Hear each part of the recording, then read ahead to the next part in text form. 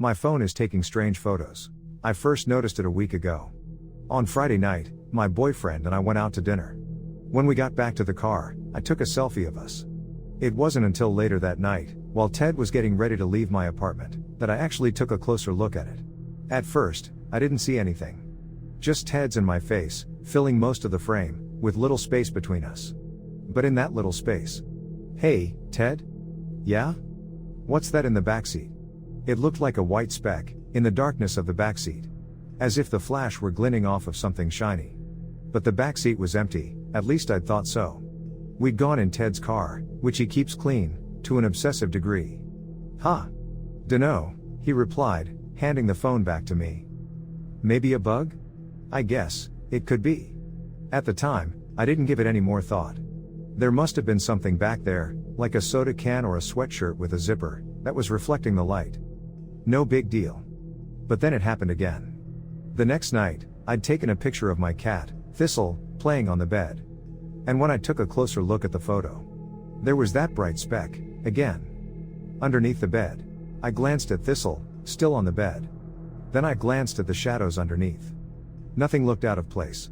Frowning, I got on my hands and knees and slowly lowered my face to the floor. Looked past the floral comforter, into the darkness. Nothing. I turned my phone's flashlight on and looked again. Nothing. I shrugged and sat back down in my armchair, mindlessly browsing Facebook. Thump, Thistle started jumping again, attacking her mouse plushie in the cutest way. I quickly tapped over to the camera, ready to get an action shot. I froze. In the camera's live video feed, there was the speck. I glanced over my phone, at the darkness under my bed. Nothing there. Glanced back at my phone. The speck. I rubbed my finger over the camera's lens. Still there. I moved my phone back and forth, slowly, then tilted and rotated it. The speck stayed.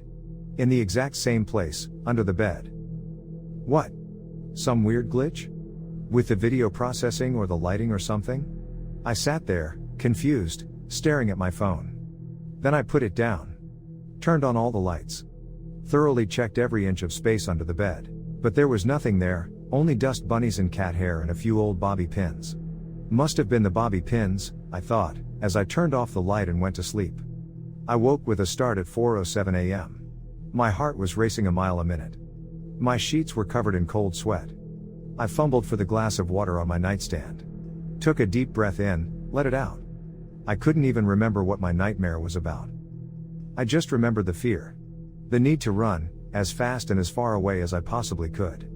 I took a sip of water and reached for my phone. And then, I don't know why I did it, but I did. I opened the camera. And then, hands shaking, I swept it across the room. From my shelves of history books, to my Le Chat Noir poster, to my closed closet door. Nothing. I let out the breath I'd been holding. Nothing's there. You're fine. Totally, completely fine. I took in a deep breath, then slowly let it whoosh back out. Nothing's there. You're safe. I reached my thumb out on the screen, to tap back home. But I missed. My thumb hit the front-facing camera button. No, on the phone screen, just over my shoulder. The glowing speck. Not a speck, an eye. Attached to the twisted, sunken face of a woman. Stringy black hair cascaded down her shoulders as she stared at me with one white, glowing eye. The other an empty, dark socket. The phone fell from my hands. I turned around, screaming. But there was only empty air behind me.